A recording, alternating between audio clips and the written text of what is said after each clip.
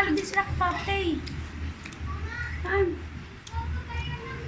Sino nabunot tayo, ma? Hala, ma, walang nakabunot tayo, ma. Yung gluta, ano ba Iiyak yun? ka na. Ano ba yung gluta? Kanina ba yun? Alin? Ganyan na yung gluta. Ma! Nagregalo ng gluta. Pinalitan pa yung dapat yun eh. Pinalitan na lang. Ang Sino nakabunot, nga nagregalo? Si Papa? ang nakabunot sa akin si Bidong. Kala mo Si Jenna. ikaw? Akala mo ikaw ang nabunot ni Bidong? Ako yun. Nabunot ko si Bidong. Sino nabunot ni Jenard? Si Jen.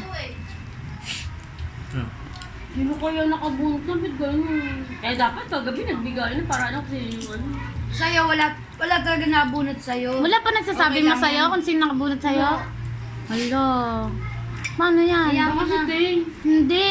Alam ko nakabunot kay Teng. Sino nakabunot kay Ting? Si... Ay, alam ko nabunot ni Teng. Si Bidong. Yung secret pa, syempre. Oo, hindi ko sinasabi. Ba't ganun? Alam ma, paano yan? Kaya mo na, Ma. Yan mo na, ma. Mali mo, nagkamali. Pero okay lang sa akin yun. Okay lang, pero umiiyak na siya. Basta naman lagi cash eh. Hmm.